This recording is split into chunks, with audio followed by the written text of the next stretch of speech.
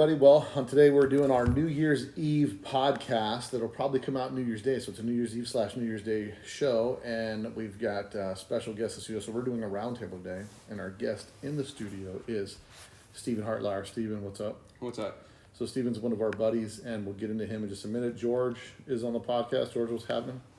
Not a whole lot, Bill. Thanks for having me. All right. Well, so welcome to the podcast, guys, and Stephen, get everybody caught up on Stephen Hartlar. He's one of our local Vegas buddies, and he's a big fan of the podcast. So I always threatened that one day I'd drag him on the podcast, and since we're doing a little bit of a year-end podcast, I figured I'd drag you on here, and we get to chat with you for a minute. So Stephen, just to get everybody up to speed, so run through a list of your cars and kind of talk about what you got, what you're into.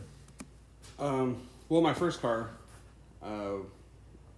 was a 64 that I only had for a few months. And my second car I bought was an Oval 56, and I bought that when I was 15, and I still have that car.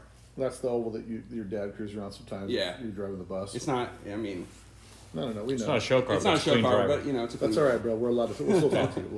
What do you think? We all drive show cars? Come on. Yeah, and then I bought a 60 semi-foot ragtop car out of Pahrump. Well, not a whole list of everything, but just what's in your current stable right now. I still love that one. You still have the semaphore car? Yeah, that's why I'm working on it. Yeah, bro. Yeah, problem. It's been 16 years, and then I have my 66 bus. Mm-hmm. What kind of bus? It's an 11 window standard. Mm-hmm. It's velvet green and white. So very nice bus. Yeah. And this is hold on. How long in the podcast we're like a minute in? And that's the same color the Bull Run bus was. Go ahead. Everybody take a shot now because I mentioned the Bull Run bus. The Bull Run bus was velvet green. I was like, what? White, this bus was red and black? What are you talking white about? White over velvet green was the original color. But I just had to mention that was just for beard stretcher, bro. Yeah. And then, so I Stretch it. I bought that in 2003 when I was 17, before buses were like cool, you know? Right. What year? 2003. They were already cool. My bus came out in 2001. Yeah. And I got it painted in 2014, and I rolled it around without interior. Well, here's crazy. It's sitting on BRMs. Have you seen the picture of my bus in original paint on BRMs? I have not. Yeah, bro. We were like twins before you. Twinsies. Yeah. So. And so I rolled it around without interior right. for like 4 years, and I got the interior finished in 2018, and I've been driving it finished for. And that bus is done, and you're hoping to see it featured sometime soon. But it's a nice cruiser bus. Yeah. Motor in that thing? It's a 2332. Oh. Yeah. Busted out the. Excuse me, sir. Go ahead. 2332. And who built the motor? Ron Jones. Oh, okay. Yeah. Our boy, a friend of ours. RJ Ron Jones. You find him over to RC Trans in the back. Look for a little dude who's grouchy, super grouchy. That's our boy Ron. Yeah. Shout out to my boy Ron if he's even listened to this. So, Steven's a fan of the podcast. We wanted to bring him on the show. And we're doing kind of a year in review and going back and looking at some stuff. And Steven's always been a guy like that he's always hit me up, calling me about the podcast, tell me what he give me some feedback, whatnot. So I thought he's a good fan of the podcast, and I thought we would have him go on and talk about some of that. Go ahead, George. Well, let's not forget he made the neon sign. Oh, yeah. Come on now. Yeah, no disrespect. So you guys saw that super dope neon sign that I have. That's my boy Hartlar made that signs. Hartlar signs. Hartlar signs here in Las Vegas. They've been laying down some neon pipe on the fellas here on the strip for a long time. One of the last shops to actually still offer neon. So that's actually why that was built, which is so awesome about it. Yeah. Yeah. So his dad's got a pretty rad set of tools, and he can do a lot of stuff. So he's a TV repairman. Shout out for the sign, because the sign is pretty dope, dude. I appreciate the sign. I mean, not a lot of. I mean, listen, when your podcast goes big time like this one, Spotify was hitting me up, and I was like, "Yo, bro, you guys got Rogan, dude. That's just too much competition. Hold on to that, right? Well, see how that works out for you." It was at Octo. I was talking to George. I was like, "I want to build your brother a sign for his show." Yeah. And then George was like, "That'd be really cool. Let's do it." We were around the campfire at the beach in Huntington. Yep. And I was like, "Let's do it." Was someone's hand on your leg? No, we were just talking about it, and it took several months to get it done, just because I was like doing it.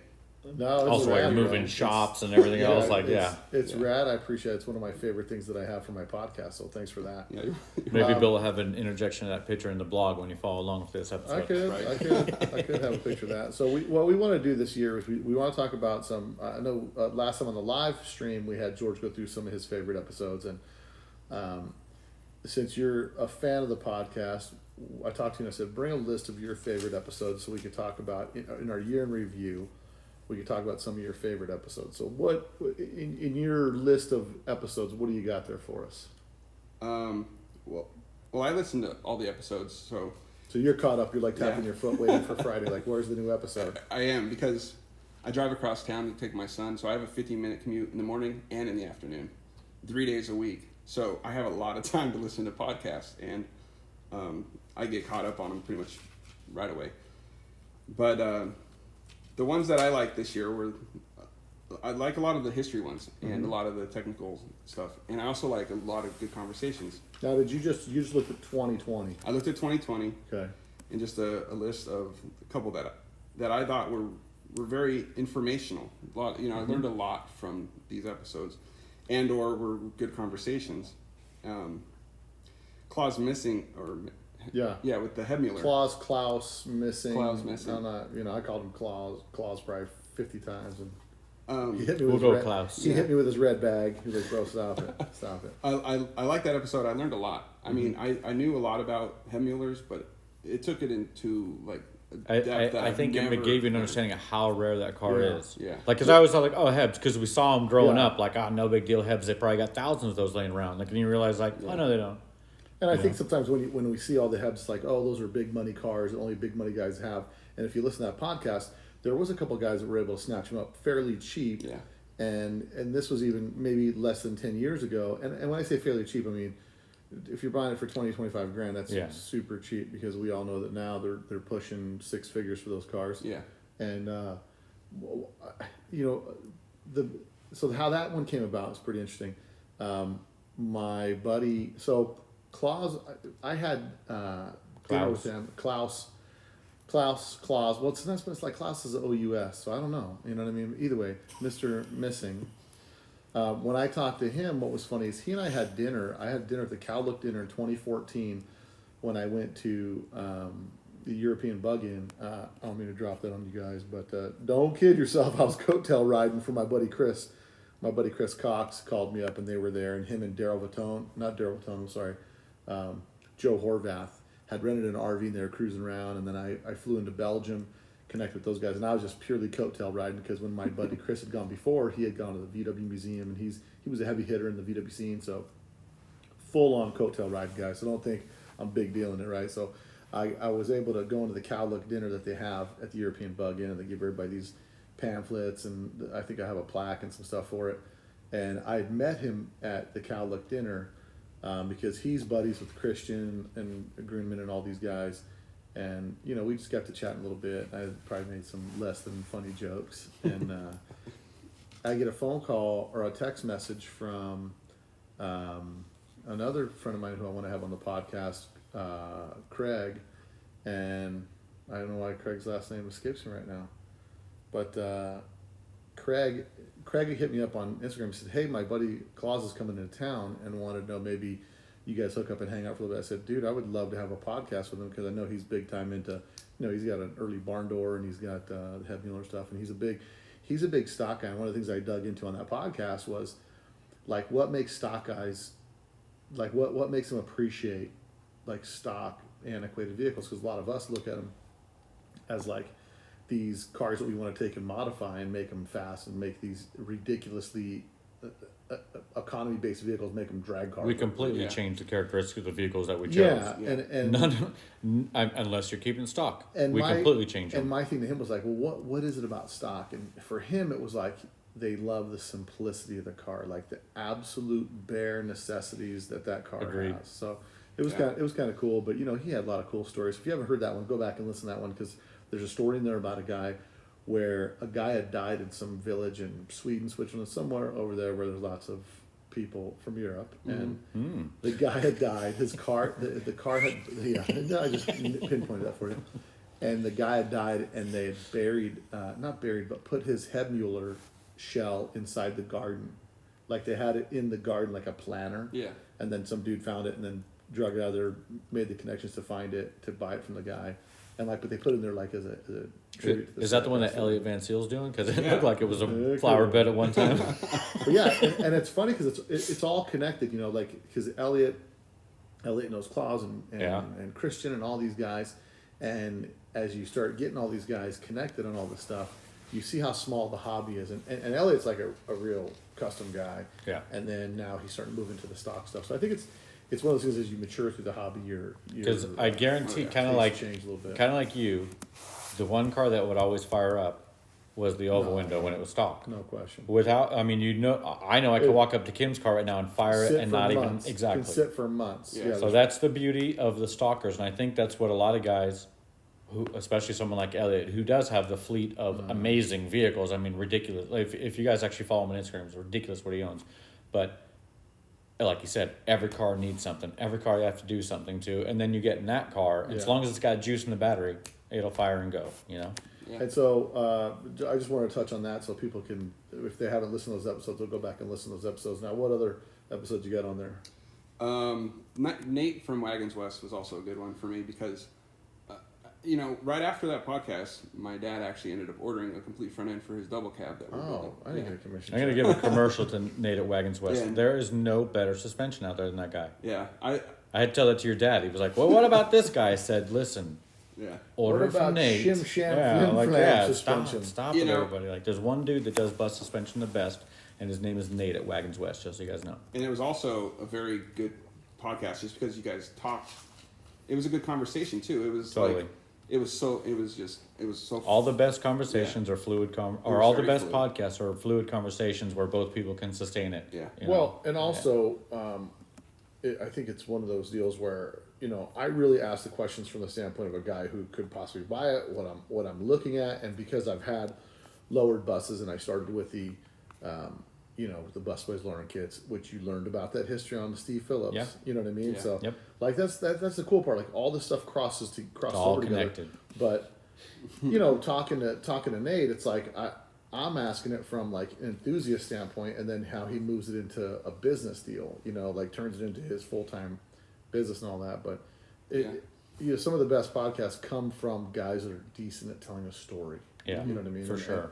And some people can't tell a story because their mind's moving so quick, they get oversensitized, and they start darting off to the left and to the right. And that podcast with Nate was pretty good. I like that one. Yeah. Yeah. Going down the list, Ron Loomis was a good one as well because I had bought a Carnegie that I was gonna drag race a few years ago before I went through my divorce and stuff. So Before you sat in the car and you're like, what am I doing? Yeah. No disrespect to Gias, but I know when I get in it, man, that door creeping over my Little shoulder tight. always gives me a little bit of like Yeah. I literally, my head touches the headliner when I would drive Kim 66. yeah. Seat all the way back, leaning all the way back, and my head would still touch the side of it. I'd feel it rubbing as I drove down the street. Well, I traded my race car for a street car, and then I got that running, and then I drove it for 2 weeks, and then I turned around and sold it right after the show out in Boulder City. Yeah. Yeah. So you were gonna build so you were talking to Loomis? Like, were you talking about it being in a it was cage or what? No, I wasn't talking to him. I was just, Interested in drag racing and stuff. And then I started talking to him about clutch management when I was originally building that motor, and we were talking about the Rev 6 and stuff like that. And Mose is supposed to pony up for one of those, so we actually get to see one in action. You mean El Cheapo? Really good El Cheapo. Bro, if you ever heard the way he dropped it in front of me, he rated me how like, $1,600? Yeah, I need to get one of those. Like, Yeah. anyways, bro. Well, we'll see. I mean, listen, and that's the other thing on the podcast. When we did with Loomis, and we really got in depth about the Rev 6. Exactly. Who knew? How long has that been out? And none of us, all of us who have these silly Kennedys, 1700s, and the freaking hardest pedal to push in our buses, none of us knew about that even being available until it was brought to light on the podcast. VW people are really, really good at making stuff. They're just And really keeping it a terrible. secret. No one's gonna know about They're this. terrible at marketing. Yeah, agreed. no one's gonna know. And he's a super, the history would attach that dude. How many Oh, yeah. cars, obviously I was a Type 3 head when I first got into this, so The when notchback. his notchback was the fastest one, you're like, of course it's a Type 3, man. Yeah, of course Type 3s are so fast. Why not? All Type 3s are fast. Yeah. Yeah. Stefan Rossi from Ace. Ace, yeah. Yeah. Ace. Different level of builder right there. performance. Man, Yeah. that was such a good podcast. And cam timing, I didn't know was a thing. All right, Yeah. I was like, my mind was blown when I found Yeah. out that you can, because I'm getting ready to build a new motor for my bus, and the motor to my bus is going to go to my dad's double cab. So I'm Why, like, you don't like your cam, dad? I'm like cam timing. I smoked him on the freeway. He's like, I said, you got a 2332, really? Yeah. Cam timing. I didn't know it was a thing for Volkswagens. So I actually borrowed the cam timing gauge from George so that I can do mine when I go to do it. So Yeah, there's a lot of, that's the thing with the engine builders. There's a lot of detail that goes into building an engine the right way, and actually, like, that's the difference when people say balance and blueprint. Like, how do you build a house with a blueprint? Why? Because the blueprint is the detail that you're going to put into it to execute the finished product you're looking for. Yeah. So it's like some people think like, oh, throw a camshaft in there, fly cut the heads, get you some compression, and bing, bang, boom, you're done. Like, yes, you will get more power without question. It's probably going to run hot. I mean, and that's why, you know, with VW engines being so easy to build, just from a standpoint of if you've got the nuts to build one, like the courage, and that's part of the hardest thing about anything to do, right? Whether it's, you know, a guy that works for me in construction, like half the battle is a guy that's willing to try it. Yeah. It's not. There's nothing to it but to do it, is what I always tell people. Like, just do it. Like, right. You just got to put the effort into it and do it. But the thing that scares people is everybody thinks they need special tools. There's two schools of thought on that. Some guys are like, no, you don't need special tools. Just put it together, you know. Did Stephen Rossi put that post up the other day? Of Where his entire toolbox, the whole top of it, is nothing but measuring devices for engines. Yeah. I can tell you what, I built my engine. I used about 6 measuring devices. I don't know what he's got going on, but he's building. But in the same respect, if you, like, let's say you were gonna have, if I were going to build my own engine, I'd first consult someone like Adam Wick, give him all the parts, have everything, clearance, spun balance, heads, all that stuff done, and then even still, there's still a lot of measuring and detailing that you need to do. But like if you get your heads done, and they're CC'd, so there's a lot of that technology that's moved on to where we're now getting it from the manufacturers or from the suppliers, you know, like pre-CC'd heads, or probably a huge service that the VW scene could use would be a machine shop that would give you bearings and everything fit to the engine, because that's probably the most critical part that gets sideways. You know, I could imagine that would be a pretty expensive process for them to do what Stefan does, to swap out bearings and like, okay, this one has the proper crush and all that. That'd be, you'd have to have a dedicated place to do something like that. You know, but that just goes to show you, like, to take it full circle back to the fact you mentioned the Ace Performance podcast. That guy is the man as far as an engine builder goes, in my opinion. Yeah, you just watch his feed and you're going, he definitely. There's a reason why there's a waiting list for that dude's motors. Yeah, he definitely puts the kind of detail. But like I said, so is Adam. You go to Adam's shop and the stuff that he's doing. I mean, it's like when you're building. It's one thing to build engines for show cars that sit in a garage or do whatever. When you're building something that's going to be leaving the shop and going to run the Baja 1000, like, you better be real good at what you're doing. And not to mention what those people have invested in that motor. None of those, they're not building them on, that used block, let's go with that. No. These people have $10,000 to $20,000 in their engine. A 1600 was $12,500, I think he said on that podcast. A 1600 is $12,500 for a 1600 cc motor. That's crazy. And you know, Adam Wick is an excellent engine builder. The carbon cab right above your head right there, when I put that motor in, it fired and ran two cranks and just so good. And that's also the difference between a dyno tuned engine, correct? You correct. know, dyno tuned and jetted and all that kind of stuff. So there's a lot of wide open variables to building an engine, and it just depends on what your expectation is. And if you're wanting to get well, you know, everybody has that, because everybody's like, I've been driving this. You know, I remember Scott used to brag about that 1800 cc motor, and if Mike Kennedy's listening to this, you little snake, you gave it to Scott Moses. You should have gave it to me. But it was an an alleged 1835 that I don't think's ever been apart. The motor that he had in the treble cab the whole time, and pulled it out of a garage, and he drove the motor 15 years for that motor.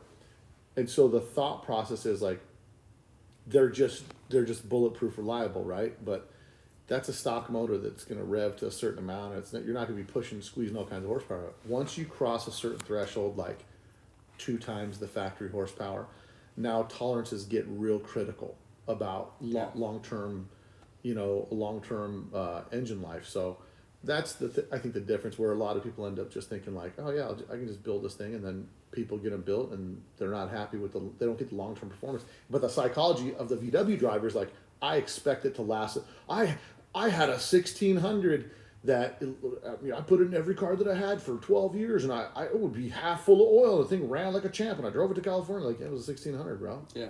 Like it never revved over 5,500 RPM ever. There was no point to take it that high because it wouldn't go that way. But the psychology is there. You know, it's the same difference when in my business when I do jobs for people from California. They're like, I've never had the grout crack in my house in California. Like, you mean the earthquake capital of the world? Yeah. You never had a cracked grout joint? Like, really? You know what I mean? But it's just this. It's this. Everybody has a better memory of what they went through with their stuff. But I think what's changed is people and the technology and reliability of modern day cars have spoiled us. You know what I mean? Like for a car to get 100,000 miles, no big deal.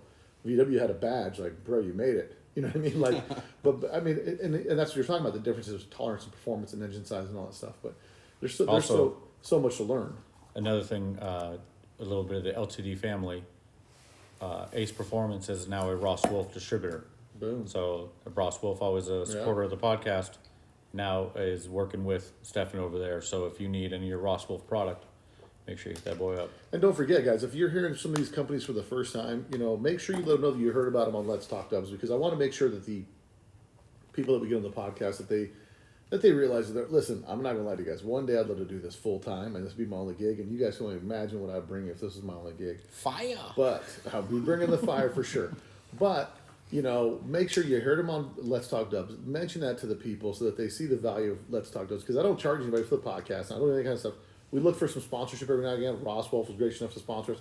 I haven't been aggressively pursuing sponsors as much as I'd like to, but the more sponsorship we get, the more stuff that I do, the more shows we'll put on where I'm going to give away my money, like all the money I got from selling shirts, all that kind of stuff. That all got given away at the VW one meeting. crazy weekend. Yeah. You know what I mean? So it's just part of the, like, doing it for the fun of the hobby. But Doing it for the love. As for that, I bought a Phytech setup from AJ Sims after listening to the podcast that I'm going to be putting on that new motor that I built. Yeah. That I'm building. And also, right after the Nate from Wagons West one, I told him that, you know, hey, I heard you on Let's Talk Dubs, you know, because That's awesome. it was those podcasts that, like, brought those products to light. But I also think it's when you get to listen long term in depth to somebody, because you know you call down there and get AJ on the phone, dude. That guy will talk to you for an hour and a half. But the reality is, like, if you can hear it in the comfort of, like, because some people don't have the time to be on the phone for that long, but if you're hearing it on a road trip or whatever, and you're hearing it from the standpoint of a potential consumer, which is, I'm always from that perspective, because I'm a VW idiot, bro, and I want one of everything, dude. You know, like Elliot said, like, I'll start my collection looking for one of everything, and it's like everything I look at. I like turbo stuff. I think supercharged stuff is cool. I like stocks. I like some stock stuff. I like some of this, some of that. So there's always an angle of where I could.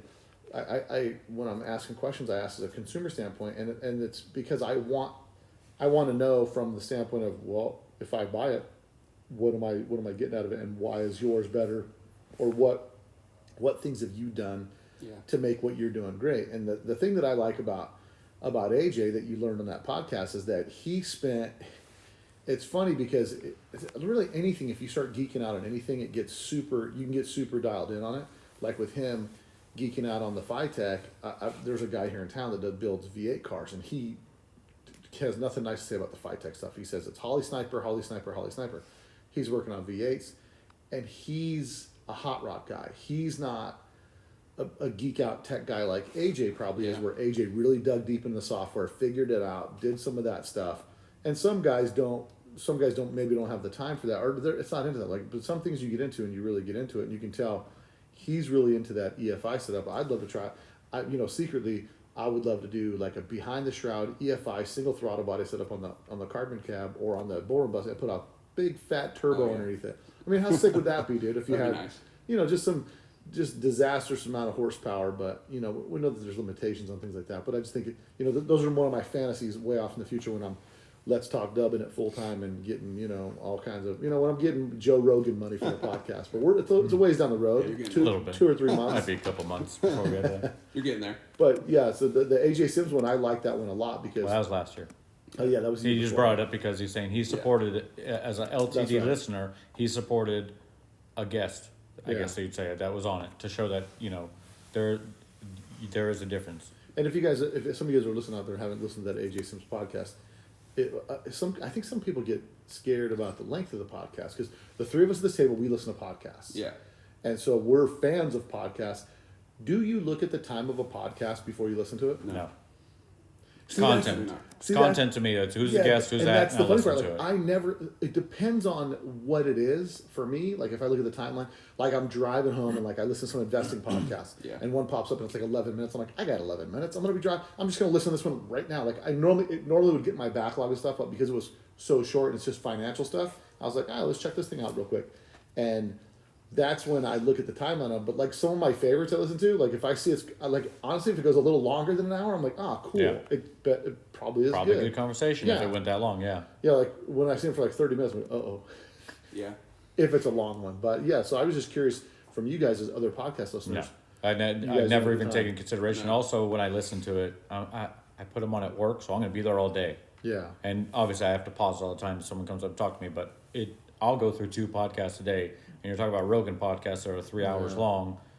With my lunch break and everything, usually I'll listen to 2 podcasts in one day. But I think one of my favorite things about the podcast, about podcasting and podcasts in general, is you can dig deep and hone in on specific subject matter that you want to and Yeah. have, like George Knapp, right? George Knapp goes on Rogan's thing and he's on there for 3 hours or 2 hours or whatever it is. But it's like George Knapp would never go on any TV show anywhere near They 3 wouldn't hours. have them Yeah. on a TV show. I bet George Knapp would gladly have done that. But what TV show is going to have him on there? Go, it's too long of a time frame. No one's But going to what I'm listen to saying- it. Blah yeah, blah blah. But Like, that's what I'm saying. Like when there's in depth conversation to get into, it takes a while to get there, and there's lots of layers to it. yeah. And so I think that's one of the other things that I really enjoy about podcasts is that you can dig deep down into a subject and you get a lot of information out of it. Yeah. So I just listened to a whole series on the Manson family. Mm-hmm. Where it goes into a lot of background that I had no get ready idea for about. Christmas. I was actually listening to another podcast, and he talked about the fact that he listened to this podcast that gave like the whole different flip side of the Manson family stuff. So I was like, well, I'll listen to it because actually, right now, a lot of people aren't putting out new podcasts. So Yeah. I'm going to the well. The well's dry, so It is, bro. A lot of my regulars are like, no Yeah. podcast this week, no podcast this yeah. week. I'll text And you and feel be it because you're "Where's so the caught up, podcast?" yeah. It's like, it's coming out tomorrow, man. Yeah. So go on with your list. Your next on your list was what? Another good story was the lost drag bug that Dean Kirsten had Oh found. Yeah. Yeah. Which is in the works right now. Yeah. Yeah, Buddy's painting it, and they're doing a preservation restoration on it. Like it's not going to be a mega over the top show Yeah. car. It's being built in tribute to how it was. When you And saw that's the that, cool part about it. when you saw the blasted picture of the deck lid, and you see like how they made caveman the bump is in there, you're like, yeah, because it ain't Buddy bump, like Buddy's No, no, bumps on Gates. Was it Randy Gates who had the bumps in the deck lid? no, that was Jared. Jared Lemley on the notch had the Okay, pimple. so they had the pimples. But when you see his, it's like this super slick, and that one's like the top of an air That's an what air it is. cleaner, It's and not- it's like it looks like it's kind of a mess Yeah, putting in there, but it's funny. cool. It's cool, funny. It's you the know? top of an air cleaner. But, Yeah. and that's the thing with those are history. That's part of the history of the hobby.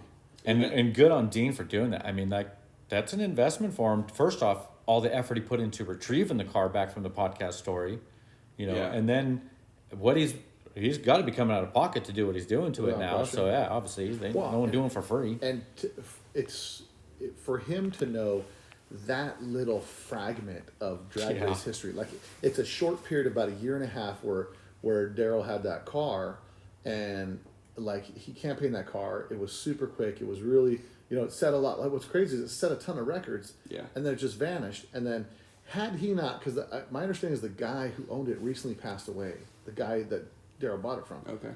Not Daryl. I'm sorry. That Dean bought it. Dean bought it from, and had that car, had whoever was in that person's family had that car fall in their lap, they'd have probably just dumped it for next to Yeah. nothing. Yeah. It could have went to a wrecking yard, or somebody could have had it and made their new drag bug out of it, not knowing. Threw the The deck history lid to of the it. side. The Look at the history of stupid that thing they car. did to it. Yeah. Chuck that thing off to the side and put some So- sweet pop offs on it. Yeah, that was a great podcast as well. He's always got good stuff, so I'm sure Yeah. I'm sure we'll have him back. He's on. definitely a reoccurring guest. Obviously, he's done 2 Yeah. episodes so far, and especially being plugged into the scene, he'll always have some That's sort the of other story thing too. to I tell. want people that are fans of Dean Kirsten's work to document some stuff. Send me an email. Some of the things you'd like to get a little in depth on with him, in respect to some of the features he's done or any of that type of stuff. because by all means, we'd definitely have him back on. I mean, he's just got this vast history of stuff, and if he's ever out in Vegas, you know what I mean, I'm going to snag him and do that. But yeah, go ahead. So what you were saying? Another one I liked was Lloyd Key and the DNS coupe that he found.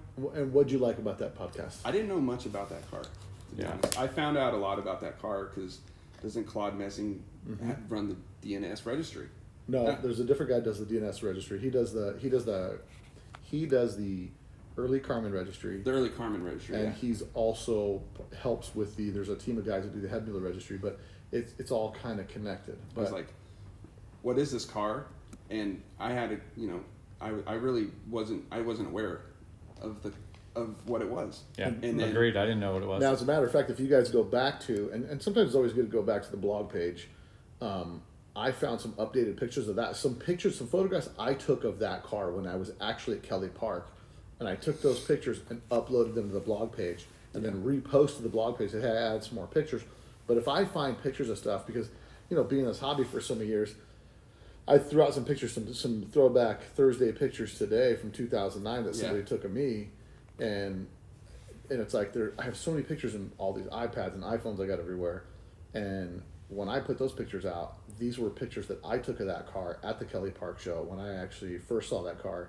And then talking to Ron Huff, who helped Lloyd with the car, and then also talking to the previous owner, where I kind of cornered him, and I'm like, the burning question in my mind was like, bro, not bro, it was an old man. I'm like, oh man, bro. Sir. No, but I was like, the burning question in my head is like, how do you know?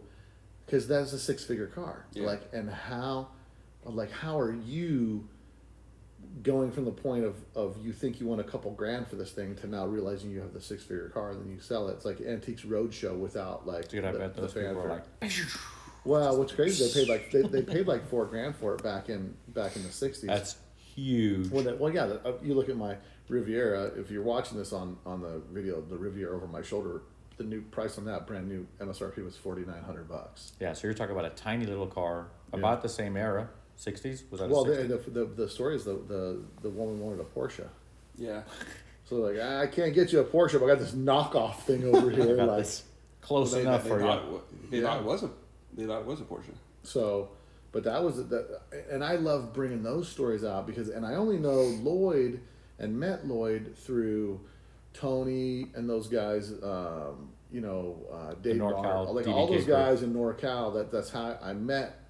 I'd met him just in passing, and there's a lot going on. So you're talking about like in the people of heavy hitters that get the phone calls when something comes up for sale. He's one of them. Claus is one of those guys. Claus is a guy. Lloyd's a guy. Yeah. Elliot's now on the list. You know what I mean? Like once you reach that list, and there's another guy coming up that I'm going to be interviewing. That's going to be one of the guys that gets a call. So my goal is to have all the guys on here that are those guys that get the call. You know what I mean? When something rare comes up for sale, because those guys are the ones that are helping preserve some of the history. And appreciate it. Yeah, and so and I want to bring to the average VW guy who's into the street bug and all that stuff, but kind of take those layers down, because I think the difference with that is driving the car, you like the podcast, you like some of the stuff we talk about, and you're willing to take a chance and listen to an episode of the Hebmuller or the DNS or whatever, and then you hear a lot of really cool stuff about it, and you get a little bit of history, because when it's printed in print, you just skip over those pages. You know what I mean? Like, I'm not really interested in this, because there's been tons of articles on DNSs. There's been tons of, even the one that I did with the Chop Top this year, Creighton Mueller. Yeah. Like, I didn't know anything about Creighton Mueller and the only way I found out about that car was like through the guys at the Grand National Roadster Show, and that was Carco was the one that was like, have you heard of the first chopped bug? And I'm like, well, what do you mean the first chopped bug? He's like, in 1956. Yeah, this guy chopped it in 56, in 55, 56. So it was 56, so we chopped it in 55. Yeah. And it was like, I'm like, dude, this is crazy. But meanwhile, in 2000, I can't remember. I had the issue on my desk a little bit ago. Burley Burlow, who's been on the podcast, did a whole photo shoot of this car, because Burley chases down that information, and he did a whole photo feature and layout and everything in I think it was Hot VWs. It was in Hot VWs, and I can't remember the issue it had, but I have the issue sitting over there, and. So I think the main difference, though, is the fact, like, in that article, like, say if you were to start reading that article from beginning to end, it's going to take you maybe 10 minutes to read the whole thing, 15 minutes maybe. Well, when you can actually talk to the person who did it for 30, 45 minutes, however long that podcast was, and you're not just getting the story on, oh, I chopped this debug, you're getting his history too, why he did it, all that stuff. So that dude had a propensity for picking cars that make people not like you, like hot rod a bug. Well, he hot rodded a Corvair. Like, he was going down the path of, he was a little bit of a rebel. Yeah, it sounds like bad boys for life. Those are self-inflicted wounds. That guy did it to himself. But with that car, getting back to what I was saying, with that car and that photo feature, maybe the problem was the photo feature, like the layout or whatever it was in that magazine, it didn't say the first, like, I think it did. It said the first chop bug, but it just didn't grab you. Your eye. Agreed. You know what I mean? It didn't get like if they'd have put a black and white, in my opinion, if they'd have put that black and white picture that I had from that car show in the 50s and said the first chop bug ever, like, then you could look at the store, because when you see it, it was red, purple, and it was painted like 70s, 80s colors or whatever it was when he repainted it in the 70s. It kind of lost a little bit of its sizzle or something, or just like the dude posed up by it. But there's something to say for that. And the difference is with a magazine, and we're going to get into magazines a little bit, because we're going to rate the Hot VWs, the year of Hot VWs magazines, which one's our favorite cover. And this I think directly relates to that. It's like when you're walking by a magazine stand, and the issue, the 88 VW Trends that I got with the girl on the cover with the Tweety bug. With the Tweety bug, like when I was on Tweety bug, it was the girl with the sombrero, and she's next to the red bug. Cat's Rag, that's the one. 59 Cat's Rag. Like, the look of that cover made me pick up that magazine, and that's like a couple, because with everything. Was that a Hot VWs or Trends? This is VW Trends. Yeah. And it was like you pick that out and you see it, and the cover. When you do a cover, I think you have to think of the consumer looking at the cover, not what you think is cool, but like, is this jumping off the shelf? Is this coming at you? That's how I got into Volkswagens. I was at the store with my mom, and I was like, looking at these cars, and the one, it was Sean McClellan's car. That cover. Yeah, it was like I was like, that was the first issue I bought in '99, and it got me into the hobby. And because it like caught my eye, because it's like a rolling shot. It's a cool cover. Really cool cover. I have two copies, 2 or 3 copies of that issue. Yeah. And because that's the car. And what's funny is nobody knows. A lot of people don't make the connection that was my black 56 that was sitting on the ground, that was laid on a 17-inch fuse. Like, people never made the connection. But I was looking at that cover the other day, and I was thinking, like, it looks like it's a little bit of a gloomy sky out. It's just like the color. It's not like bright, sunshiny, like. It was the butt crack of dawn. Like, they got up at 5 a.m. and drove up to Red Rock to do that shoot. But what I'm saying is, like, the rolling shot just looks so cool. So cool. Yeah. That's what got me, like, I was... Once again, like, there's activity in that picture. Like, it just... And the angle of it, everything about it put that cover together to where... even right down to where the logo is. Everything about it just looked good. And I had no idea it was a Vegas car at the time. Yeah. I went to my first bug, and I was like, what? It's here. Where's the guy? The guy with no hair with the billet sunglasses owns this with the yellow billet sunglasses and the zebra cowboy hat that's folded up like it sits in his back pocket all year. Yeah, that's Sean's as much a character as that car is, man. Yeah. And it's cool that that's part of history, the history that people can connect to, and then it evolved into the black car that I made it, and I personally love it as the black car, but I was making it my car. Yeah. You know what I mean? And I wanted that car. I didn't like that car. I don't want this to come out wrong, but that car was not my style when I got it. The reason that I saved that car is he had it up for sale. We ended up doing some trade out stuff for his house and stuff like that. Yeah. But the reason I got that car is I know what went into that car, and I loved the car, the basic shell of the car. I love the car, and I thought, well, I got to save that car, man. Like, that was kind of my attitude with like. Yeah, he was actually talking to me like, I think I'm gonna start parting it out. Like, are you insane? Yeah. Like, why would you do that to that car? I'm like, dude, be patient with it. It's gonna find a good home. In my opinion, I actually like the way it looks now.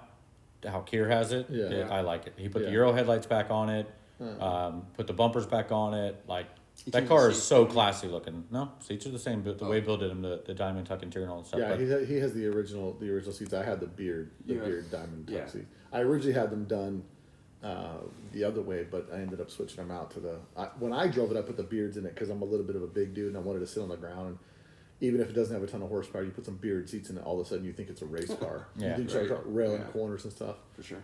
But I liked it. Me personally, the way I had it when I had it, it was my looked like favorite. a '68 Beetle. It was, and that's just because we got Those different. Rossies. That's because we got different styles, George. I'm looking at those Rossies right now, hanging on the wall, the black Rossies. I love the way that car looked. It looks sinister. You can't convince me that it looks better with the bumpers. But it's my style. That's the thing about buying cars. Like you buy a car, you put your style on it, and you make it.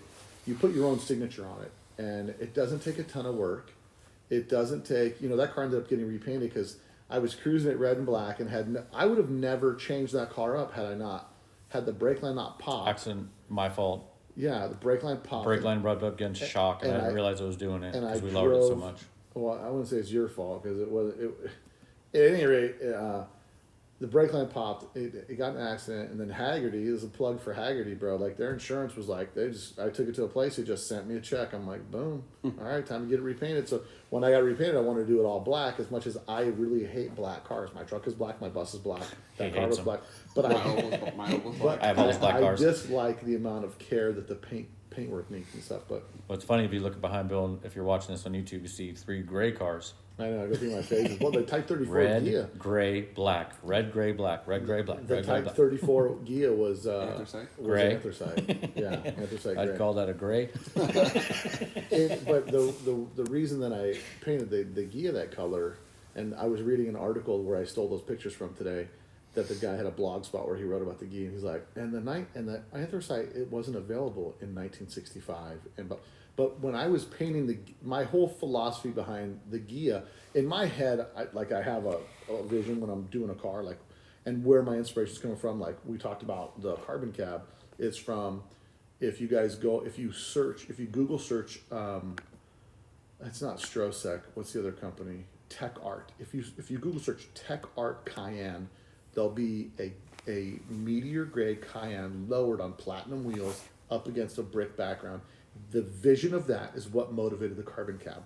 With the Type 34 Ghia, it was an early anthracite 911 that I saw, because there's a lot of things you got to pay attention to if you look at the Type 34.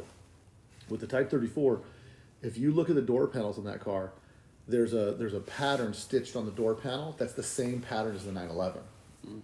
Like that, so there's little things like that with me get me inspired to do, like as far as like when I'm trying to put some kind of look on a car. But with the Black Bug, it was just like, okay, what can I do to simplify like the look of this car? You know what I mean? Because to me, it was like there were so many accessories, so many things on that car. It just didn't.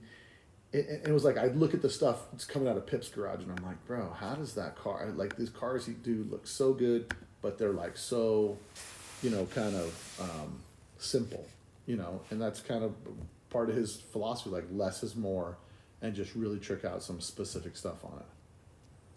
But you were saying,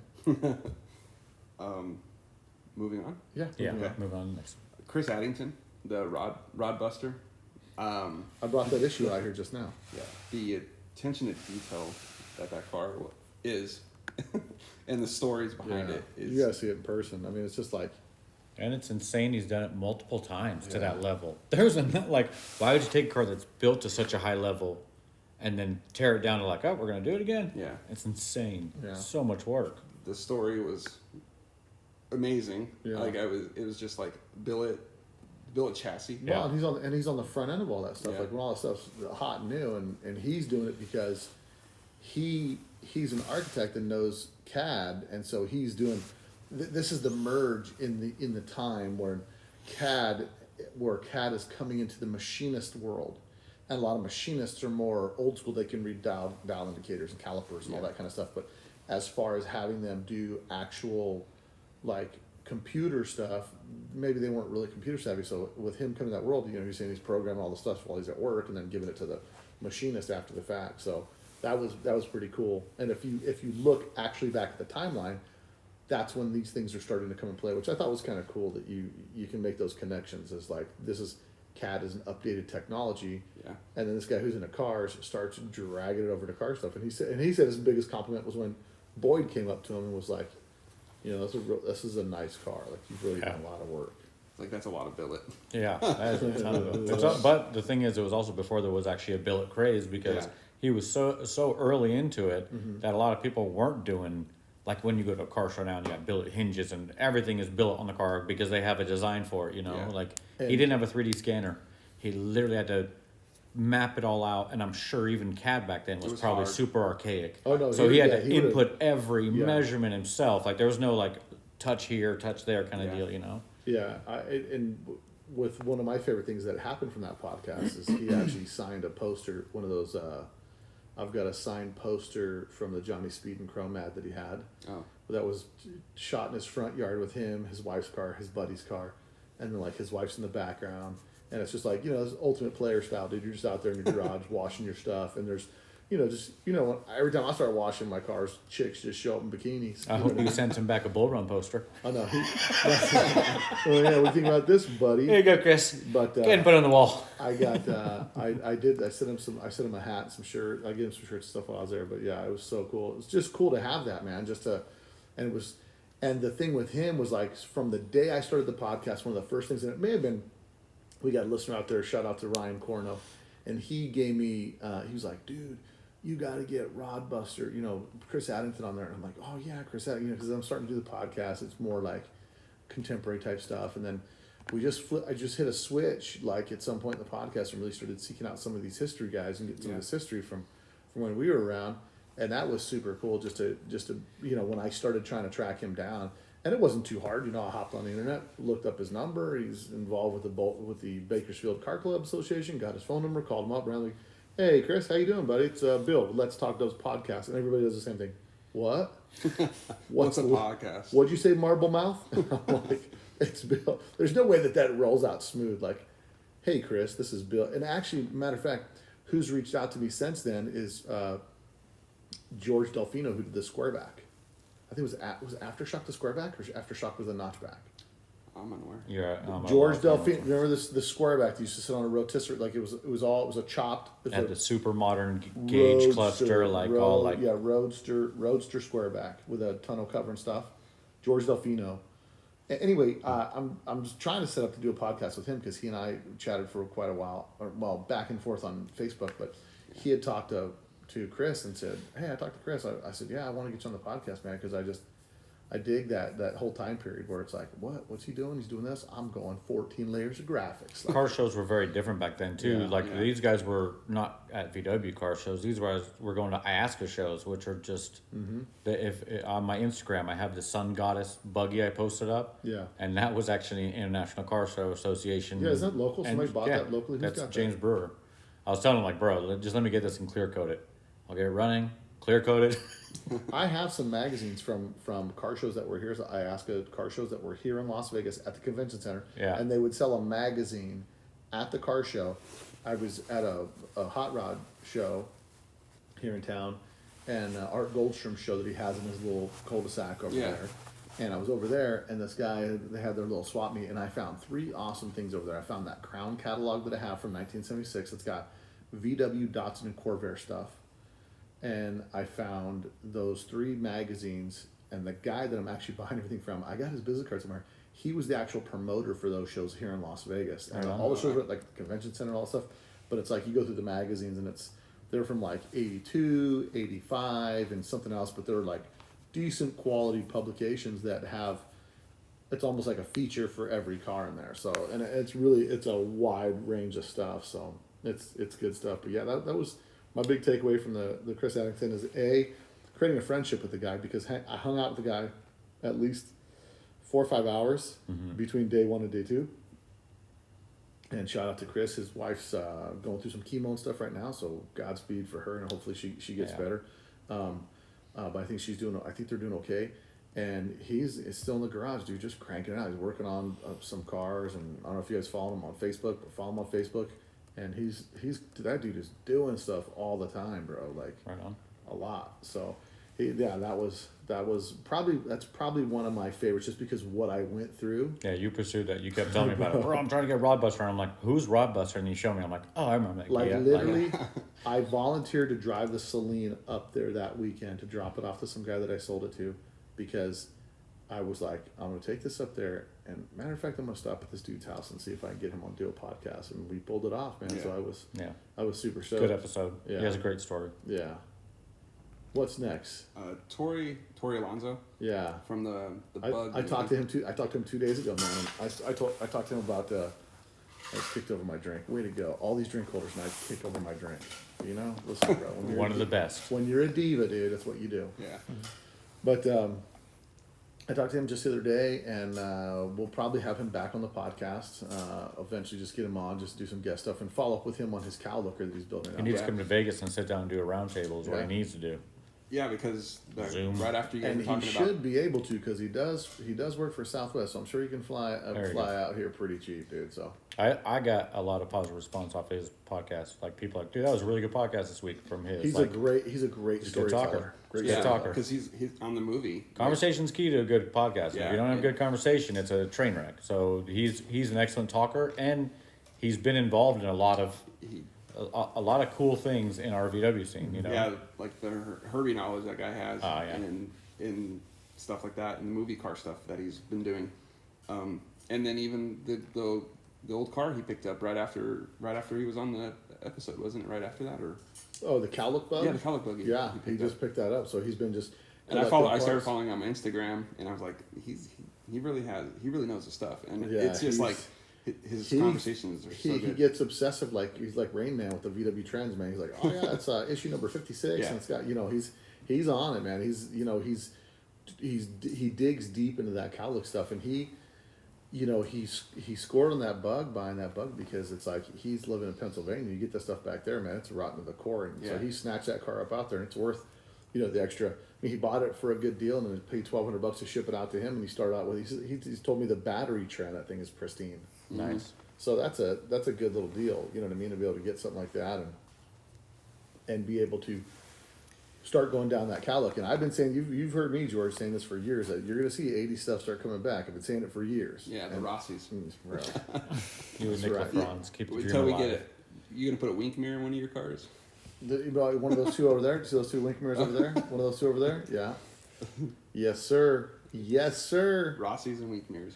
I tell you, I think his guy's name's Mike Lynn. He was on. He had that blue and white scallop Bug at the '80s show down there, and he was selling it cheap, like $8,000 or something like that. And it was a retro car. Like he built it to be an '80s car, and I think it's some freaking nice scallops on it. Blue car with white scallops on it, and I really Boy wanted to. Scott paint that one too.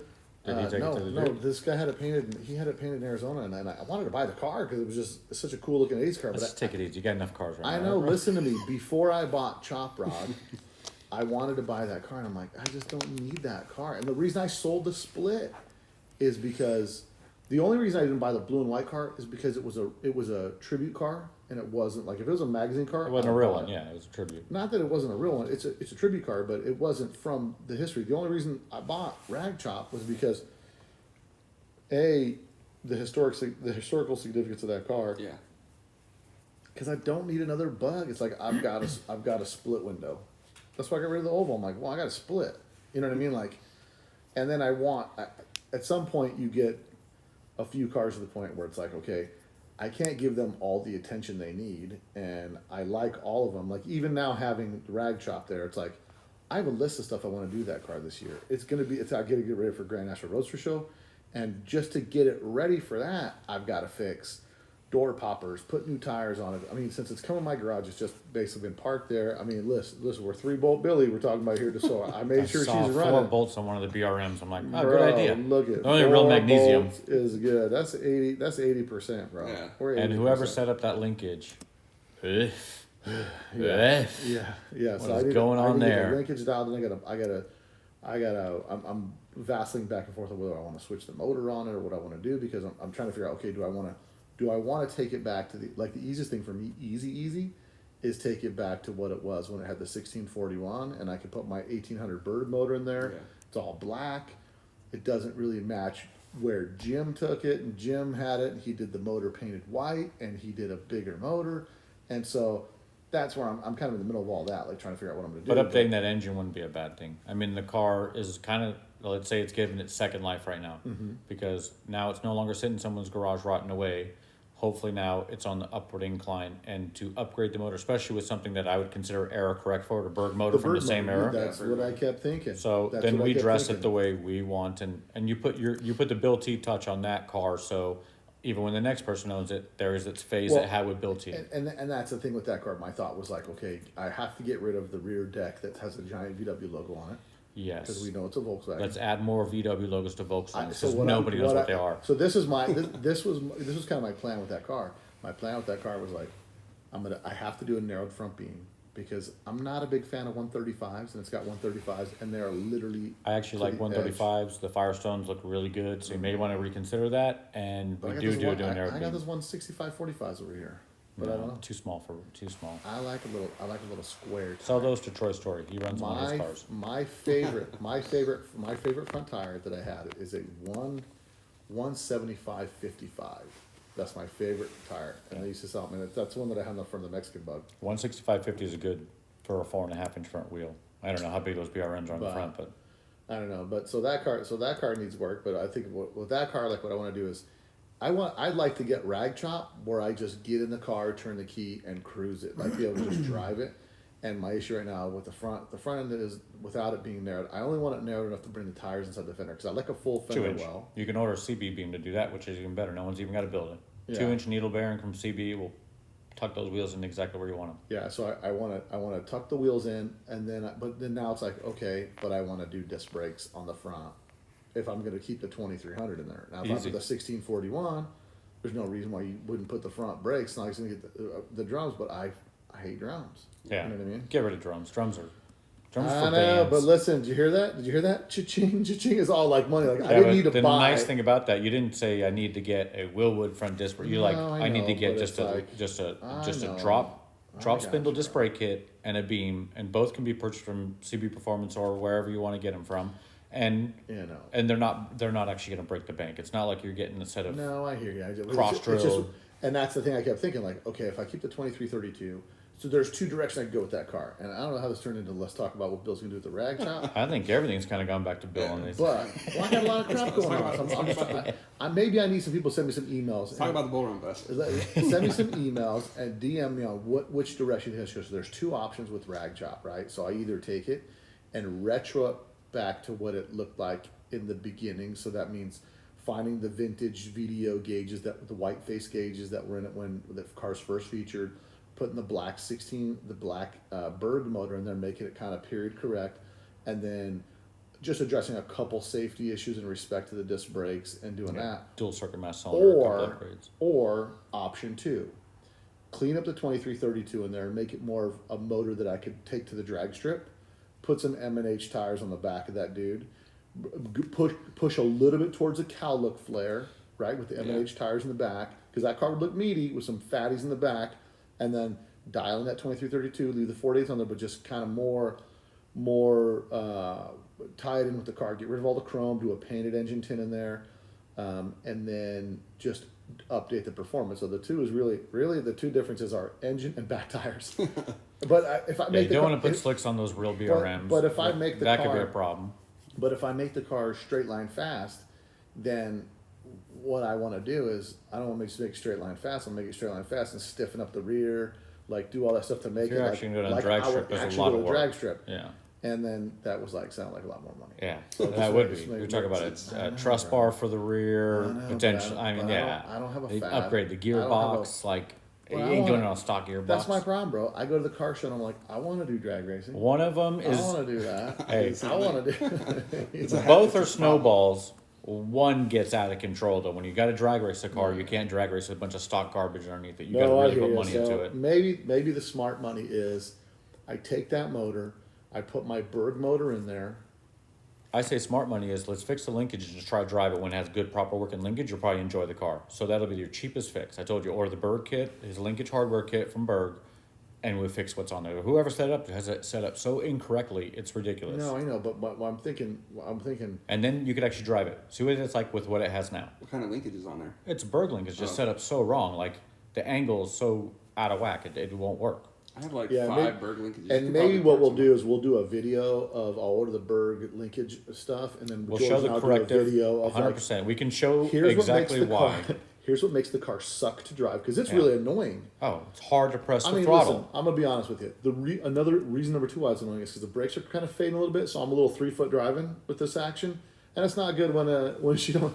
Well, the problem is when the pedal's that hard to actually That's even hard, get the bro. acceleration going. And then it flops. And It's you're like- talking about in a stick shift car where you need that smooth transition, and you can't get smooth transition because it's like, because as soon as you pass that point where it allows it to move, you have so much pressure on it that when it gives it the throttle, it goes run. You know, like it's, Well, the issue is when I'm driving, in my head, I'm doing the Navy SEAL chant, slow is smooth, smooth is fast, and then I go, Like, and then I go, screw that, punch it, whoa, because I'm clearing out the jets, is what I'm doing when I'm I'm punching sure it. when Yeah. it's moving, it's fine to do that to it. But when you're trying, my only experience is trying to pull into the driveway, and like, wow, this is horrible. Yeah. And not to mention, like when you're dealing with a Berg linkage, like Berg's whole thing was factory smooth feel Yeah. on the throttle. And if you feel my bus, it feels factory smooth. I got a compliment from Moses when he pulled in the shop, like, dude, your car is butter smooth to drive. I like those kind of compliments, but. Yeah. That is not butter smooth. That is jagged Yeah, hatchet it's- hard is it's what a that little- one is. It's a little bit herky-jerky, bro. And that's what makes it fun, because here you got the stomping motor. But, bro, to look cool, you got to be able to stomp it, like, and then just kind of cool out real quick. That car, you got to, and you can find stuff on the median somewhere, like going up over the curb. So I'm going to hold you to that. Order the Okay. parts, and we I will will. make a video to give to the people to show them, I like, will- setting up a proper I'll linkage on order a the car. parts on Monday. Same day the diet starts. But I'm ordering the Monday never comes. Try Wednesday. Wednesday's always a No, good day. listen. But we're going to get into that in a second. So, and what's left on your list? Dan Ledbetter from VW Trends. Oh, yeah, this was a good story. We talked about this a little bit on the phone earlier, but I want you to share what connections you made when you listened to that podcast that you didn't know about. Well, the connection that I made is when I got out of Volkswagen, I had to, we all take a little vacation from Right, Volkswagen. we take a break. Every one of us has. And in the late 2000s, I got into vintage jet skis, and I was buying them all up because they were getting ready to ban them out here, I can't believe they're putting these in the garbage. and I was buying them left and right on Craigslist, $400, $300, and I was turning around and flipping them, and with that vintage jet ski comes like the vintage jet ski magazines, Yeah. and Dan Ledbetter's he's pivotal in the Splash magazine, which is a vintage jet ski magazine. Yeah, It's it's kind of like Hobby W for Yeah. vintage jet skis. For watercraft, for personal watercraft. Yeah, and he was pivotal in the creation of Splash magazine. Yeah. And I put that 2 and 2 together, and people, the very first issue of Splash magazine is of a local guy here in Las Vegas. His name's Harry Holland Gocher, and it's just like Hobby W was. Let's say Trends, because he was the dude from Trends. Yeah, but what I'm saying, like a pivotal magazine like Trends. Yeah. Right. Or what got you into the Trends is what got you in the scene, so that should be your pivotal magazine Yeah. first off. Yeah.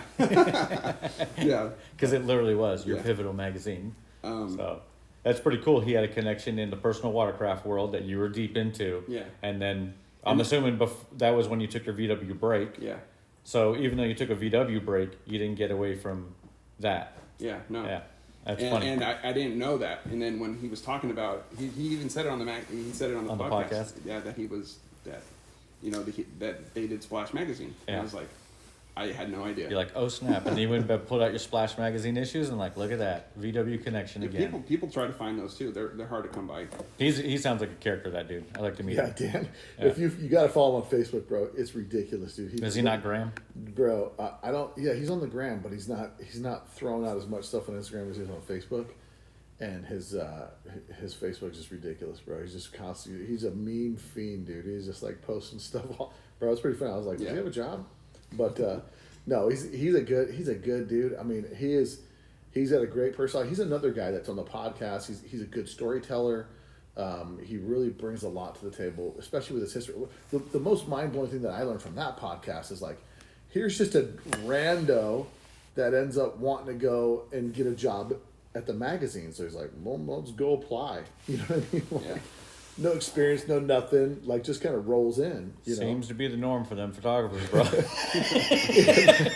I swear to goodness, everyone's like, here, take this camera. I don't know how to use it. And they all became photographers Yeah, for the rest of their lives. Like, man, I need to go into a That's magazine that I want to work for. Like, That's how hey, everyone got their start. I swear, man. Nobody was like, yeah, I was in photography for school and I sent my intern paper. Like, none of them have that story. Well, It's yeah, all like, that's- here, dude, go take pictures of that car show today. Like, all right. And they take off. Same Yeah. story. Same story with one we just did with.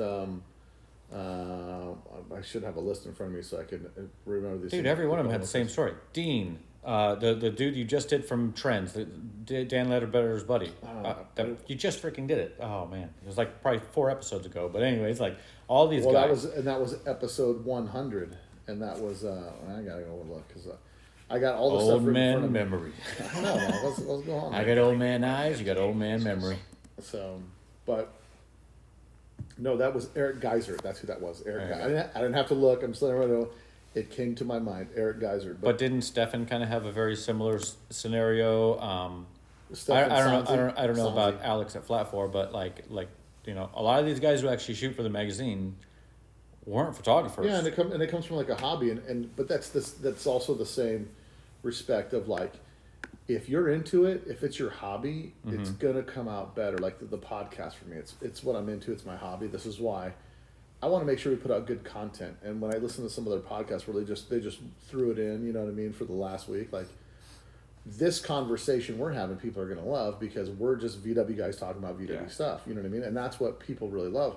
But when They it's might like it. when it's I like don't know about love. no, they're gonna love it. They're gonna love it, bro. My silky voice is on here, bro. Stop Yeah, it, okay. stop it, bro. Stop. Put you to sleep. Yeah. I see. Okay. We're almost at the bottom of the list. So All right. So what else you got? Adam Wick's racing. Yeah. The technical, side of things. I always just like. but not even technical. You gotta admit, those were some of the best stories you've heard on this podcast. To me, hands down, my favorite episode, I'm pretty sure, is Adam Wick so far. And the majority, just because his stories were so good. Yeah. So good. Yeah. And he tells a good story. That's He's a another good- thing. He's a good story. He keeps you hanging on. Yeah. He knows how to hook you in and then take you on the journey with him. You know, yeah. when he made that comment, like as he's wrecking, he's just hearing or thinking about the $37,000 he still owed. Because that's exactly what was going through my head. As soon as he said he was wrecking the car, I was like, He's like, oh, dude, he's losing 37. And he said it, and I was like, that's hilarious. Yeah, and I mean, and that's the thing with Adam. I've been fortunate enough to bother him at his shop quite a bit, like show up like a really annoying customer, Yeah.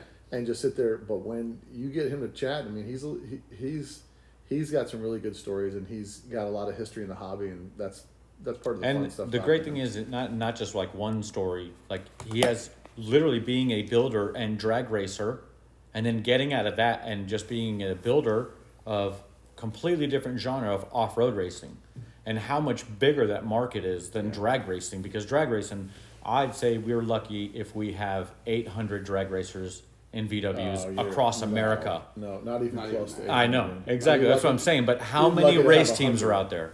I mean, how many race teams and racers do all this off-road racing that we're lucky in Nevada to When have you're talking surrounding about us? off-roading, there's hundreds, if Yeah. not, just in the VW scene. Just in Vegas. and he had a. That's he not had a- including SoCal, the NorCal, all the surrounding areas, Arizona, all these racers that are around here. Bro. It's so plentiful. And he had to adapt to the way that hobby, Yeah. that off road changed. Yep. It's not Volkswagens as much as it used to be.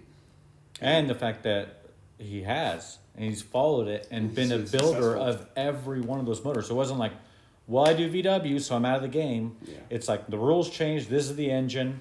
And I'm sure he thinks, like most competent engine builders were, it's nuts and bolts and parts. And I know I can assemble this Yeah. and build it. Or I don't know, was he saying he's actually getting long blocks from Chevy? Was he actually doing? No, on some of the Ecotech motors, Ecotech, yeah. he is now certified to build a tagged engine, but normally you'd have to buy a factory sealed engine Okay. for that Ecotech class. But it just goes back to like the question. I don't want to say how great I'm asking questions, but it was Holy but smokes. as I'm thinking about as I'm thinking about the Getting deep question, in here. as I'm thinking about the question, I'm thinking like, well, okay, how the crap do you transition from VW to V8 or Toyota or whatever? Like, Yeah. do you go see somebody? Do they school you up on this stuff? It's like, no, we just we got a little bit of knowledge from these guys, but we just kind of did it. Like, and I guess to some degree, some of it is overlapping as far as tolerances, clearance, and things like that. But I think torque specs and assembly processes and all those things change a little bit. But that, like, as he's talking about, because that's the thing that's in my head, I'm like, but how do you jump from like doing this to doing that? And with motors, there's so much. I think there's so many, like, especially when you're building race motors, like there's so many little secrets for these types of engines or this. I was watching Hot Rod TV the other night, and they were building like, no, it wasn't Hot Rod TV. It was Hot Rod Garage, which is actually a really good show. It's one of the really good watchable build shows, and I like those guys. So shout out to those fellas, Tony D'Angelo and Lucky Costa. Yeah, both those. If you guys haven't seen a good show, that's a decent building show. It's a very fun show. Yeah, it's a fun show to watch. And one of the things is they were building an AMC engine. Like, oh yeah, the AMCs are notorious for terrible oiling, and so they tap the motor inside and run a hard line inside, a steel braid line inside from one oil galley to the other, right?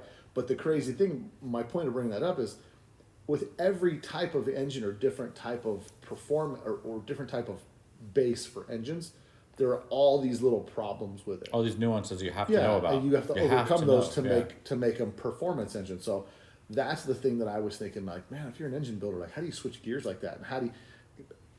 And it's because the penalty for failure is huge. Like, you start building Toyota motors and they start seizing up. Like, you're out, you're done, your reputation's ruined in 3 races. And I'm sure that motor is, like you said, $15,000-$20,000 for that engine. So you mess up 2 customers in 1 week, you could be out of business, literally. Like, you know. And that's where my head starts going when we're having these conversations where I'm just like, I'm sitting there thinking like, I got to ask this question and I got to ask this question because I don't even know how you're working that all out, you know? Because to me, it's like you have to be somewhat confident in your ability to do things because switching gears like that, there's a lot at stake. Yeah, there is.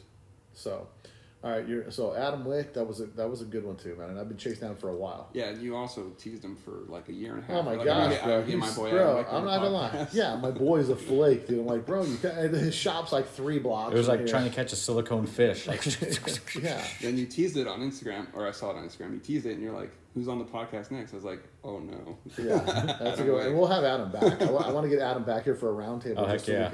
We can shoot some breeze about engine building and some things like that. So more casual, kind of from different angles. Yeah. And last on my list is Elliot Vansel from last week. Yeah. Good podcast. I just finished it up like yesterday. Yeah. And it's hot on the mind right now. It was a good one. And if you saw the video, I have a video of that. I don't know if I can release the video just because it's not, the lighting on his part's not great because so here's some behind the scenes Let's Talk Dub stuff that you'll get to hear about. There's been a few podcasts. David Hurd from Soto, and I'm trying to think of the third one. There were 3 different podcasts that I recorded while they were driving around. So Elliot's driving the whole time in his podcast. Yeah. And then you don't notice that from listening. Excellent connection. Sounded good. And but he was parked a bunch, but he was driving around a little bit here and there. And then David Hurd, the whole time I recorded David Hurd's podcast, he was driving home in rush hour traffic. There was one you were. It was the guy and his wife. They were driving. Remember, she kind of like was chimed in. Yeah, I remember that. I can't remember. Oh yeah, that was the She was a mouthy one. I'm just joking. East Coast. Women to be seen, not heard. That was enough, woman. As George T said. I'm just messing people. But that was I can't think of his name. Engine builder from East Coast. Kurt Metzger. That was Kurt Metzger. Man, you guys are testing me, bro. There's over 100 podcasts out right now. And I'm getting you because I've listened to them all. He's listened to every one of them. Yeah. Well, but Elliot also had good stories. The whole going to pick up the Frid thing. Holy smokes. Yeah. Like, it's one thing to go. Like, I thought I was bold when I drove to San Francisco to pick up a notchback once. You know, like. I drove there. I drove there with a trailer to San Francisco. That's how I got my. That dude went to the freaking Eastern European area, like Prague, sketch gets. You know what I mean? You could be like, this is where Hostel was filmed. This is where people get kidnapped and they steal organs, like, or they kidnap wealthy people and hold them for ransom. Think about that. Like $13,000 in Prague. Let me do the math real quick. Like, that's $14 million. Yeah, totally. And so you fly to Prague with that kind of cash on you, dude. Cash, and not a cashier's check. Cash. Would you like to see the car? The car's over here. I think that's German. Whatever. Very nice. There we go. Yeah. Very nice. You like the car? We get in the car and we go for a ride. Like, yeah. No, bro. You find out the dude's got a bumper bolted to the front of a mule, man, you're in trouble, dude. They'd take your money, shake you down, and put you in a cage. Especially with that type of cash in his pocket. Yo, man. But that's a cool story, and I think when you get to that place in life, even like this always comes back to me. No way. The limo bug. No. Bro. Hang on. We talking about But Bill no, again? Hang on. Hold on. What podcast We're is this? Talking about. That was a bull run bust. Do you guys hear about that? We're talking about bull run bus in a second. Hold on, beard stretcher. Hold on, bro. We'll get it back in there. For example, but you can have those same experiences with the Volkswagens. Like I have the limo bug as much as I love the limo bug, which you can only love it so much. It's out in the driveway, dude. But the experience of like going there, Guilty buying love it, is very different. going there, buying it, driving it back was just a fun experience. Now Elliot's is on steroids, but anybody listening to the podcast can have that same experience, bro. You can drive, you can do something crazy. And you live in Sacramento and drive to Rancho Cucamonga and go pick you up a bug and drive it back. But it's the experience, man. I mean, I remember we talked about one experience where I drove to our cousin's house in Canyon Country, and I got my 60 freaking 2 bug, bro, with no interior, dude, just a sheepskin seat cover over the metal, no radio. I don't even know if I had a Walkman back then, bro. This is jizzle, dude. And I drove from here to there. Gas was like $1 a gallon, dude. And I'm in a 60. What was the primer bug? It was the one that got wrecked. It was a 64. I think it was A 64. It Rick was Martinez bug was 64. Before when I drove that thing. I drove that thing to Canyon Country, dude, with 135s with inner tubes, no interior, dude, a 1200cc motor, dude, slammed. And I was just like mobbing, dude, like going down the 138 highway, dude. That's 2 lanes of death, dude. You understand? The Pearl Blossom Highway is dead city, dude. But it's like, I remember that adventure was just me. Like, I don't even know why. I just was like, and I thought to myself, I'll just drive this there, dude. Like today, would Bill of today get in that car, bro? I don't know, dude. 7-Eleven would be a tough. Like, We'd have to toss a coin, like maybe. I would, and I wouldn't, dude. Like I would if I was like mad, or I don't even know what would make you do that. Hey, I'll tell you right now, you wouldn't. But it's like, I think maybe You'd throw it on a trailer. I think, and jump in your comfortable Dodge and tow it there. And so that's going to bring me. So that was your last one, right? Which brings me naturally into our next topic, which was going to be New Year's resolutions for Volkswagen stuff. And one of my resolutions, you guys will get to go next because it's my podcast. I go first. One of my New Year's resolutions is road trip. We're doing a road trip this year. I talked to Elliot about going down to the Texas show. And I'm down for the Texas Classic, or what is his show called? His show's Dub Splash. Dub Splash. I'm down to drive to Dub Splash. I'm down to drive, bro. but I'm going to drive back most likely. Well, whatever. Street cred. Listen, we're gonna go there. It ain't easy, bro. You got a bus like mine. It just hits that open road, and it just stretches its legs. It's so easy. The road dog. It just eats up road dogs. So, that's one of my resolutions is next year, especially after this year. Next year, I'm hitting a road trip. We're gonna do it, and this is a call out to all you guys. When we solidify what show we're going to, that it's gonna happen. I want to see a bunch of listeners grouping up on that trip, and we all, where they're going to come in from Southern California. We're going to leave from here. We're going to go through Arizona, pick up some more people, go through New Mexico, get some more people, go through Oklahoma, Texas, all that stuff. And how dope would that be if we all just rolled up, posse deep, do a bunch of Volkswagens, bunch of burn oil. If this does happen, and you get some listeners out there to do it, make sure your car's roadworthy. Ain't no one gonna be beside the road, man. Look, bro, I'm gonna wave at you when I drive by. Like we could do Elliot show. But if we were to do the Florida one, why don't we take your 3-car hauler and actually just haul 3 cars up there? When we get to Florida, we can bust out our cars and roll around with everybody, and then 3-car haul them back. No, we could. I have no problem with that. Well, I have no problem with that. I just think at least a road trip to Texas would be fun, dude. I'm all about it. And we got to do it. I mean, I've been forever wanting to go to the Great Canadian Bug-In, and now that with passports and crossing the border and the FOVID and all this nonsense, bro. So. Did they cancel? They canceled that this year too, right? I think they canceled that because that didn't. What's that? That happened. The Great Canadian Bug-In. Yeah, I think it was canceled. But I just want I love going to these shows, meeting other VW people, dude, and just and there's nothing worse than going to a VW show in a different place and you don't got your car with you. Yeah. Ugh. You're like, I remember going to a couple of classics, and that's close enough, and being like, why am I here? Like, if I don't have my own car, why am I even here? This is stupid. Yeah, jumping in your bus with you, like, oh, this is a blast. You're back to 7th grade, like, no, dude, I have a girlfriend. She lives in Texas. Like, she live here. I got a Volkswagen. I swear. A Volkswagen, bro. Like, what are you doing here? But it's just one of those things where it's like you want to bring your car there. And now with the motors and stuff that I've got in my cars now, I really probably wouldn't hesitate to drive it. I mean, it'd be way more comfortable to drive the carbon cab with 44 IDFs on there versus the 48. Yeah. But whatever. I mean, don't the think only he the noticed only it. thing with the 48. Well, because I remember my first experience with the 48s is I drove from Clovis, California to Sacramento, Bogarama, in the carbon cab when she was first done. And you can see that video on my Bill T Vegas channel. I should move some of those Bill T Vegas videos over to Let's Talk Dubs because I got a few videos on there. But if you search YouTube Bill T Vegas, you'll find a video of me going to it's my Kelly Park video, and that was in 2011 when I drove the carbon cab, and I had 48s, and I literally ran out of gas, pulling into my like just getting off the freeway in Clovis, like brr, right there, like and there's no gas stations anywhere. Well, it ain't a Bill T road trip unless you run out of gas somewhere, apparently. That's how we do it. So what's Gas your, gauges are for suckers. So Steve, what's your New Year's resolution? For Volkswagens, I'm trying to put together a new motor for my bus, 2332, because the motor that I currently have in my, The one you got now. I have a wrong cam in it.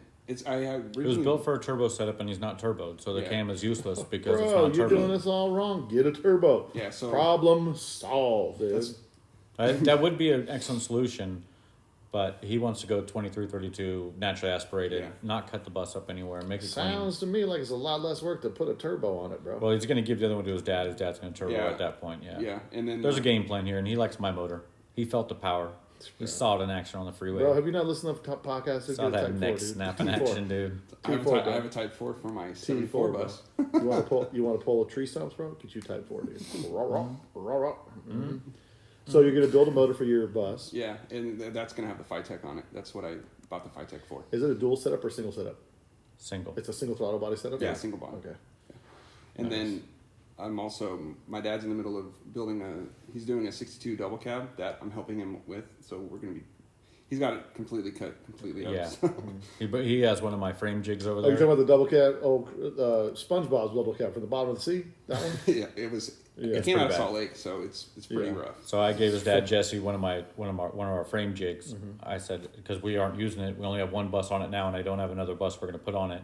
So I was like, here, you can borrow this and set your car up before you cut it apart. You know, Virgil explained to him, square everything now, weld everything in place, and then start removing panels. Because a lot of people have to make that mistake.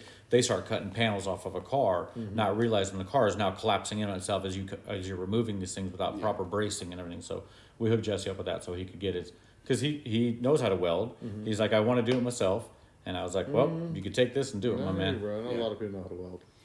And then That's I'm a big also undertaking. my 60 semi-4 ragtop car that was mine when I was 16. I gave it to my dad. Now My you're dad giving it gave it back. to my little brother, and it's kind of like a family car now at this point. It used to be a Baja, It's but painted. It's painted. ready to assemble. It's been like that for years. It it sucks. was painted in 2014. Yeah. And it was supposed to be my little brother's car, so I'm not super motivated to work on my little brother's car. Because you know if Yeah, you bro. finish it, Why? He's just expecting some all of a peace. sudden the interest is going to come back into Volkswagen. He's like, oh, cool. Thanks, Yeah. man. Thanks, Steven. Glad I I appreciate got you this doing that, thing. man. Yeah. Yeah, Yeah. it's a beautiful car, and so with those 3 projects, that's what my plans are for this year. No, but you also got a Type 34 Gia collection, dude. I do have. That's You two bought- sets. hey, you're gonna that'll be in the 2021 New Year's resolution. You can hear about the Gia plans. Because I Yeah, was gonna say that we're to do the 6 degrees of Bill T, dude, and I think you got that Type 34 for me. Hang And on, did. are you bringing this back to you? I am. What is going on here? It's a rare. What is it's this? A super rare color, super right? rare. Yeah, it's a C-SAN car, which is according to Lee, it's one of like 7 that are Awesome. known to still exist. Jeez. And Bill hooked me up, so Yeah. No. You got a but- good sample of the C-SAN color, it's all the All under the interior, hood. all under the so you can get it everything. matched. Well, I'm glad you got that car because that car wasn't like. I'm not gonna lie, bro. This is Bill T. You gotta get to know me, kids. If you don't know me yet, I went over to Steve's house, bro, and I'm like looking at the.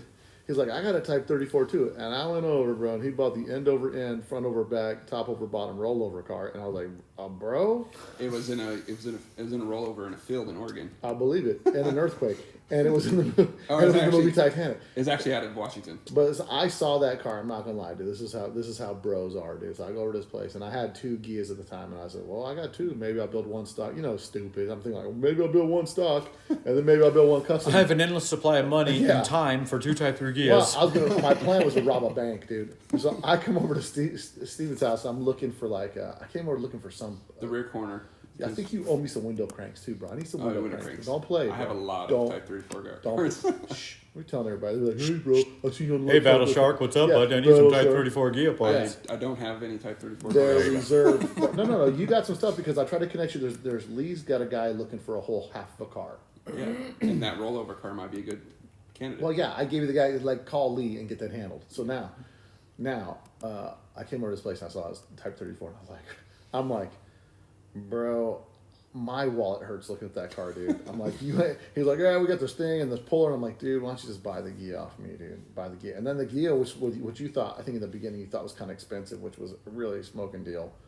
And then you get it in the CCN color, bro. Double bonus. So I'm stoked for you to get it, dude. Yeah, So I sent it to Lee and I was like, I think this is CSAN. He's like, nah, it's such a rare car. It's a rare color. It's Manila. And I got the birth certificate and I was like, it's CSAN. He's like, well, congrats. yeah, I'm not gonna lie, dude. Manila is probably the ugliest Type 34 Gia. Well, that Kim's Gia was Manila yellow. I couldn't stand it. It's just such a boring color. Yeah. Boring. Well, yeah, it looks like a Manila envelope, dude, and nothing comes in good packages in Manila envelopes, bro. Because that's what you get. When All you get bad fired, bro. news. Like, here you go, bro. Here's your Manila. I got your check. All right, so George, what is your New Year's resolutions for Volkswagens? I would actually like to start doing some metal work on my bus. Would be an absolute miracle. Change out some of the panels that I'm embarrassed that are on my car right now. Obviously, and focus on knocking out my customers' projects. Yeah, and I think we're gonna try to find some time. And now that Stephen Hartlauer has been allowed on the podcast, now we've got 5 or 6 people have been allowed on the podcast that are just locals. We're gonna require them to help with the giveaway bug because I think we really need to maybe start. Yeah. I got some sponsorship. This was a out. rough year, so the giveaway bug really got backburned. Nothing They got happened shelved. to it. This Don't worry, This guys. was an odd year, anyways. But it's still cherry because I got a BRMs in the corner over there for him. Yeah. The I mean, BRMs in the corner. It's a free car, people. Relax. You know, if it doesn't come when Let's Talk Dubs provides you with a free raffle car, you'll get it at that point in time. We're not going to put a date on it. Just when there's a Well, but raffle I'd car, like there's to going get to be a some- raffle Get car. some movement going on this year, and I think 100%. I think we're gonna have to map that out on one of the podcasts coming up. And then real quick, Maybe get some sponsorship from some of our VW community out there for that would be fantastic. You know. well, we'll see. I'm gonna send some sponsorship letters out, and we'll hopefully get some people that will sponsor some stuff that we're gonna put on this giveaway car. I'm sure they will. I'm sure Loud Luggage will throw something your way for sure. No question. They already offered to do some stuff There for you that. go. So, and what else?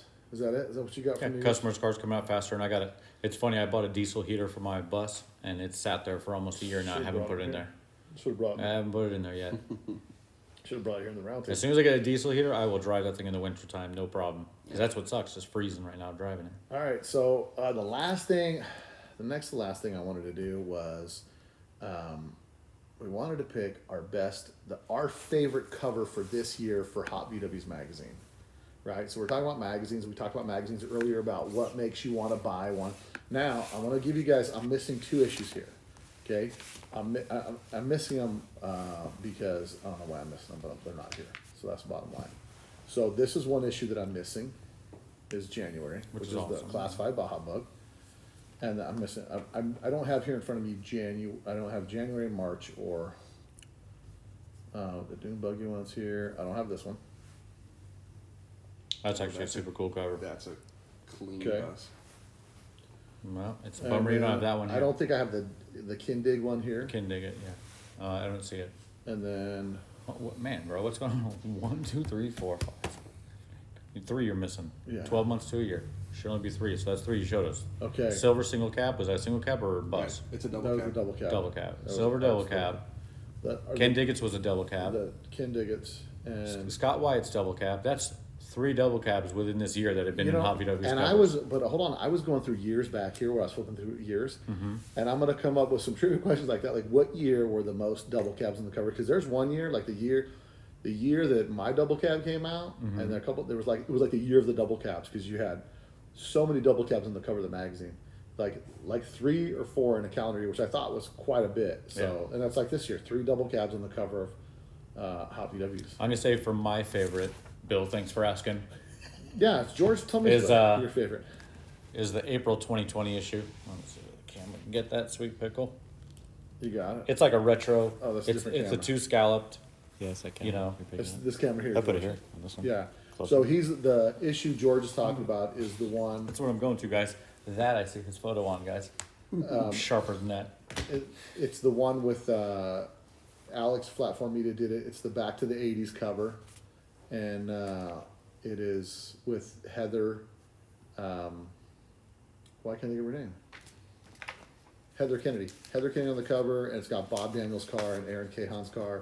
Both those guys were on the podcast in 2019. Yeah.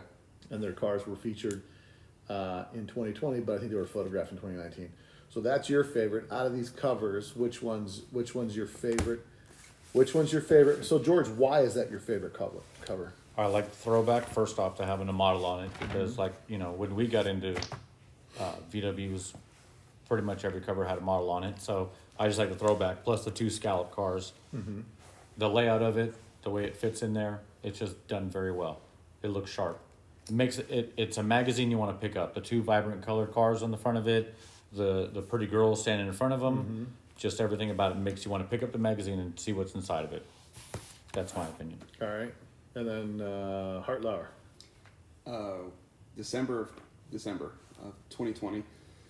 The reason being is because it's a friend of ours, Scott Wyatt's Double Cab. Yeah, shout out Scott Wyatt. Well, shout out to Scott Wyatt, but that doesn't just give him the cover. Why do you like that issue? It's a good shot. Because it's a good shot. Okay, yeah, that's what I want to. It is a good shot. I'm looking at it. I like it. I was actually just flipping through this because I was making my decision, and So there's 2 reasons actually to like this cover because not only is it a fellow member of Las Vegas Volkswagen Club, Scott Wyatt, but it's also built by a friend of ours, Kevin McCain. Rusty Volks Restoration out of Grand Junction, Colorado, built that car. And so that's like a double shout out on that because it's a friend's car and a friend built it. So yeah. And it's shot by Eric Arnold. It's, And there you go, third connection. And it also comes from the junkyard buses that was which was featured on the Let's Talk Dubs podcast. bro, we are all over this monkey. all the connections. Slow clap, everybody. So, I'm gonna have to say, I like a lot of the different covers. I mean, the 2 that you guys picked, I did like both of those. But since you guys picked those, I'm gonna go ahead and pick one that's different. So I'm not gonna pick the same ones you guys picked. Although my first go-to was the one with the 2 scallop bugs on it because I think we're all getting nostalgic and I'm going to that 80s vibe. But I'm gonna go even deeper. And for me, the last 2 that are toss-up is the February 2020 cover, which has got a dune buggy. And it's got the groovy buggy on the cover. And the reason why I like this, I like the color layout on this. I like there's a lot of color. And then when I look at a magazine and I judge the cover, I judge by, do I want to pick it up off the shelf? And when I see that picture, I like the colors. It grabs my attention. So I really like that. But I think I'm going to have to give it to this cover right here. R.I.P.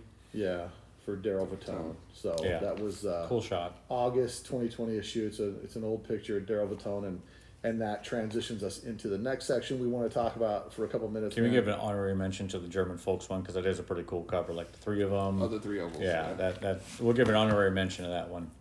Yeah, the 3 cruisers, the 3. So flip around so they can see it. Yeah, the 3 GFK cars that are on the cover. Cool shot That's right the there. issue of November 2020. So, but yeah, in respect to these cars and Daryl Vatone, we lost him this year. We lost a couple people this year in the VW scene. We also lost Esther Hollister. We lost her, and Tim Leventree, the sign painter from you'd see at Octo all the time. So Yeah. this year we We did a lot lost of logo buses. Yeah, we and lost obviously E-Girl was a very well-known drag racer. Yeah, Very beloved within the VW community by a lot of people. this been a crazy year. We lost a couple people. We also lost Henry Mendoza. A lot of you aren't going to know Henry Mendoza because but if you look in most featured Vegas cars, he's done a lot of the upholstery in a lot of those cars. Like the carbon cab is one of his. Bill Squareback is one of his. Scott Moses' double cab is one of his. My bus. The gray convertible I built, Stephen Harlauer's bus. Yeah, he he has did do the carbon. he has done a ton of yeah. Vegas cars, all the way from when Tom Karsten was building things at Classic VWs, all the way to today that he was still pumping out cars. He did a car that's going to be hitting the scene soon is Steve Peters' Squareback, which is very well done on the inside that Henry did on that. So R.I.P. to Henry Mendoza, really great guy, local dude, nice as could be, and just did very clean meticulous interior work. So he'll be sorely missed in this town. And I think we'll dedicate this podcast to those families of those people, and those people are all part of the hobby, and it's part of the extended VW family, and it's a shame to see anybody go, and it's been unfortunate. And the last person we talked about, Henry, was claimed by COVID. So stay safe out there, guys. There's a GoFundMe for him, by the way. If you look it up, Henry Mendoza, Las Vegas Volkswagen Club. We threw $500 at it, for funeral expenses. His wife is actually in the hospital with COVID as well, so they're a pretty bad household right now, unfortunately. So, and he worked for the casinos. He was an upholsterer for Caesar's Palace, so obviously he hasn't gone to work in a very long time. So, but so that's one of the other things that I wanted to talk about. So we got the covers that we picked for best covers for this year. We'll put pictures of those up on the blog, and then anything else that you guys wanted to throw in there before we wrap it up today? Just a shout out to all the LTD listeners, and a shout out to you for even putting this together, putting the effort into it, because I think as we get older, everybody realizes that a lot of the stuff that we're into needs to be documented. The history of it needs to be documented. The stories need to be told, and they need to be recorded in some way, shape, or form. So shout out to Bill T for putting Let's Talk Toes together. Me again. And that's I know we're turning around on Bill again because he's the most amazing human being. But me again. As a fan of the podcast, not just his brother, I like what I'm hearing, because a lot of the things are things I wouldn't normally care about. Let me say that. Like I would normally whatever, and blow that off. It's not your normal it's interest. Yeah. So shout out to you for that. Not your normal interest. Let's not drag it out too long, because we already talked about you quite a bit. But No, we're not talking about me. We're talking about getting knowledge to those guys that normally wouldn't flip a page or read a thing about. I never read that article about the first drop bug. Yeah, I had the magazine probably. I probably kicked around the toilet, in my shop for ages. It just didn't grab me, But yeah. To add to that, like I listen to all the podcasts, and they've progressively gotten a lot better from the very first ones to now. No, they have. The very first one's never been heard. I listened to the. It was recorded right there. Yeah. The one you didn't. The unreleased version. I said you can't have me as your first guest, bro. Yeah, and like you said, capturing the history of Volkswagens. A lot of the history that I didn't know, because I'm still, I'm 35, so I'm young in the hobby. But I've been in the Volkswagen scene for 21 years. Yeah. And capturing the history with like Bruce Myers. That was this year. It was the first episode of the year. Yeah. And I didn't touch on that because we all respect Bruce, and there's more to it than than maybe just his story, because everyone knows a lot of his story. He has books that says so. Yeah. Right? It's just capturing the this history would be lost if it wasn't recorded. Well, and 100%. How many Bruce Manx interviews have you heard? None. Exactly. So like that. And I actually found a podcast that had one on there, and it was like it was different. They spent more time talking about Mexico than actually Bruce's history, and I think one of my favorite things about doing the podcast is actually hearing the history from the individuals themselves, like the guys that were there. Agreed. Yeah, because one of the standouts to me that I remember that like for me was like a wow moment was like when I'm talking to Ron Fleming and he's talking about buying 48s for a couple $100. Yeah. I'm like, where'd you buy those at? And like no one's ever asked. Yeah. I've never seen anywhere where anybody's ever asked. Where were you guys that getting question. these 48s from? Because everybody was running. Where were they coming from? Totally, yeah. Oh, we go get them from Carol Shelby. Like, Yeah. And how cool is that? Yeah, I mean, the just- connection to Carol Shelby, that's awesome right there. And it's the same thing that when I start talking about the podcast and saying about, like, for talking to, Dude, Klaus I'll tell you one that all these really guys that just like thread back and forth. One that really pulls it in is the Rev Masters. When you hear about how many heads worked at that shop that went off to do their own things and become pioneers in their own rights, so many heads came from one location and branched out. It was super awesome. Well, yeah, when he says that the guys that Claude used to sit by the back door watching how they were rebuilding the motors and stuff, and he had a big wrecking yard because they used to buy a bunch of engines from Claude up in Bakersfield from Claude's Buggy CB Performance, and like that guy got a start over there. And Tom Leap from Scat he's like, that guy Tom used to sit by the back door and see what we had going on. Like, so cool. It's so funny. So like, cool. Yeah. Like the threading of all that stuff. And the crazy part is a lot of people don't know who Joe Horvath is that are really big into Couldn't told you. and all this stuff. And he was the guy that hired half the guys over there. And couldn't have told you who he was. But I mean, realistically, a lot of these people, I've been looking at this magazine forever and never really even paid attention to Dean's name.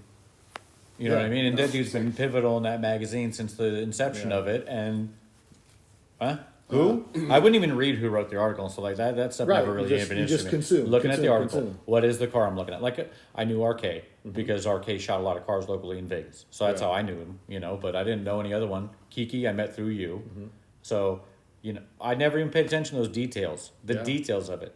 And now I always look to see who shot it. Because if I really like the spread on it, like who shot that one, I'm curious to see that one. You know, angles, whatever's cool about the shots. Who did that one? You know. Yeah. So it almost makes you a more curious VW consumer as well. It opens up another layer of the hobby to you, like a historic layer, a threading the needle layer. Like when they talk about like, oh, this guy did this, and then if you notice, you look at all of his photo features have a similar vibe or Yeah. whatever that's their style. You know what I Yeah. mean? So.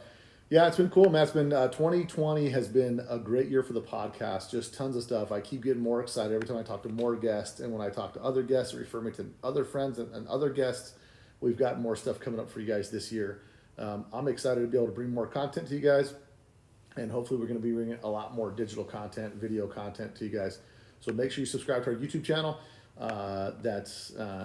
Follow us on Instagram and like us on Facebook, and also join the group on Let's Talk Dubs. And you guys are in the group Let's Talk Dubs. The group, don't be afraid to start a conversation. You know what I mean? Yeah.